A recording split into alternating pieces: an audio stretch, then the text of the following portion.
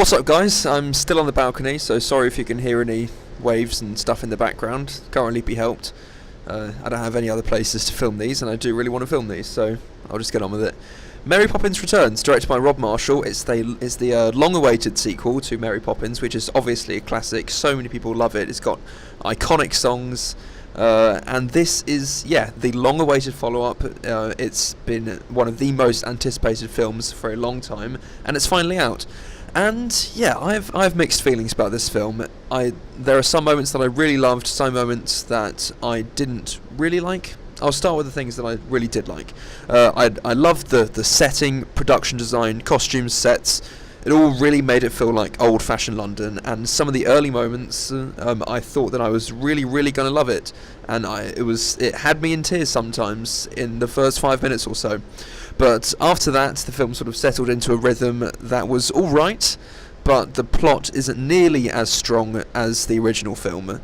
Well, actually, no. The plot is interesting, but the story just takes too many twists and turns for it to be effective. So basically, the story goes that the Banks children from the original Mary Poppins have grown up. They're now played by Ben Whishaw and Emily Mortimer, and they're having a hard time financially. Jonathan Banks is struggling.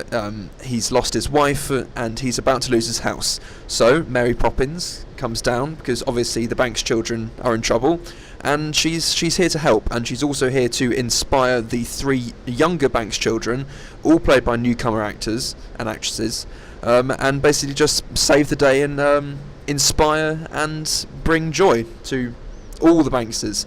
So Emily Blunt plays Mary Poppins in this new incarnation, and Emily Blunt is fantastic. I honestly couldn't think of any other actress who could capture that character so as well as Emily Blunt does. She's honestly really, really great. She makes the character her own, brings new life to this character. She isn't quite Julie Andrews, obviously, but she does a better job than any other actress, I think, could have done. Lin-Manuel Miranda, that name is always a tongue twister for me. He's also very, very charming, always fun to watch. He basically plays the same sort of role that Dick Van Dyke played in the first film. Basically, all the performances across the board are really good. Emily Mortimer is also good. Ben Whishaw makes the most of the time that he has in the film. He has one standout emotional scene that is probably one of the best scenes in the film, where you really just feel all the emotional toil that he's feeling, and it's a fantastic scene. There is a lovely theme of holding on to your childhood, the importance of childhood innocence. That's really the main lesson that Mary Poppins teaches the younger Banks children, and also teaches the older Banks children, and especially for the adults, that theme really hits home, and that's what I really liked about this film. There are a couple of very well-staged musical numbers. The standout song is when Emily Blunt and Lin-Manuel Miranda dance with penguins in a 2D animation sequence that I really enjoyed. Lin-Manuel Miranda does a bit of rapping, actually, or as close as you can come to rapping. It was still rhyming, but it was still a very, very good sequence, and it reminded me of why I love Hamilton so much. And as I said, the story of all the financial hardships, the Banks struggling, that story is very compelling, but it should have been the main focus of the film. Which leads me to what I didn't really like about the film, is that the interesting story is constantly cut short by dull musical numbers that didn't really move the story forward at all. And there are some plot detours, like there's one with Meryl Streep, that had no impact on the story whatsoever.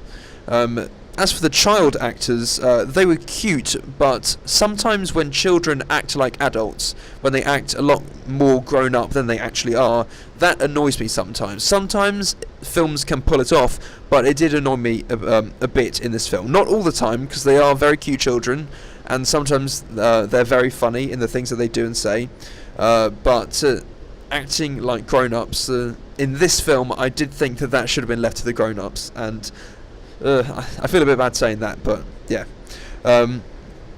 As for the songs were very forgettable, and that's really unfortunate, because in a Mary Poppins film, in a sequel to a classic film with iconic songs, I really hoped that the new songs would hold their own when compared to the original songs, and they really don't. I can think of so many of the original songs, and I can't think of any of the new songs.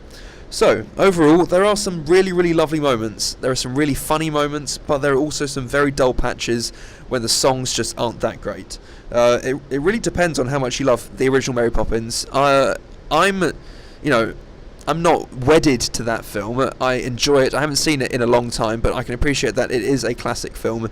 So I didn't have that much anticipation going into this film, but that really hasn't affected my thoughts on Mary Poppins Returns. I'm going to give it a B. So those are my thoughts on Mary Poppins Returns. If you've seen it, let me know what you thought. Like, comment, subscribe, whatever you want to do. And until the next time, goodbye.